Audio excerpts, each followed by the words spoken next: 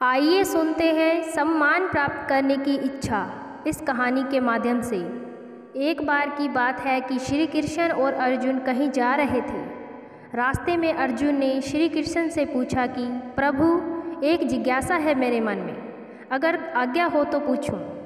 श्री कृष्ण ने कहा, अर्जुन, तुम मुझसे बिना किसी हिचक कुछ भी पूछ सकते हो।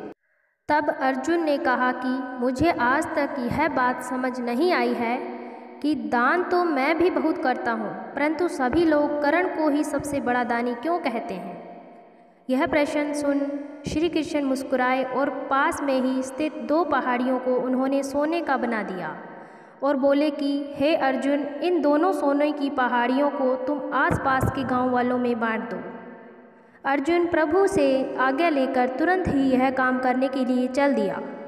उसने सभी गांव वालों को बुलाया और सोना बांटना शुरू कर दिया। गांव वालों ने अर्जुन की खूब जय जयकार करनी शुरू कर दी।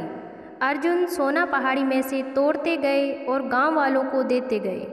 लगातार 2 दिन और 2 रातों तक अर्जुन सोना बांटते रहे। गांव के लोग वापस आकर दोबारा से लाइन में लगने लगे थे। इतने समय पश्चात अर्जुन काफ़ी थक चुके थे। जिन सोने की पहाड़ियों से अर्जुन सोना तोड़ रहे थे, उन दोनों पहाड़ियों के आकार में जरा भी कमी नहीं आई थी।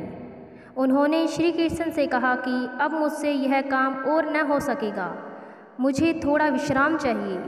प्रभु ने कहा कि ठीक है, तुम अब विश्राम करो, और उन्होंने कर्ण को बुला लिया और उससे कहा कि इन दोनों पहाड़ियों का सोना इन गांव वालों में बांट दो।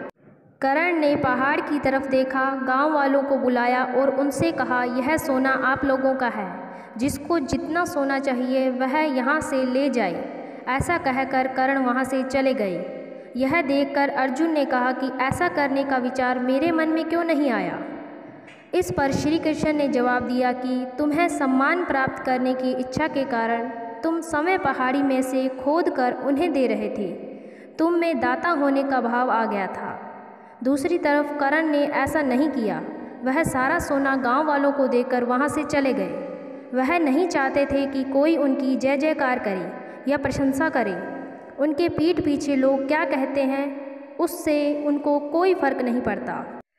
इस कहानी का सार यह है कि यदि हम किसी को कुछ दान या सहयोग करना चाहते हैं तो हमें यह बिना किसी उम्मीद या आशा के साथ करना चाहिए। धन्यवाद।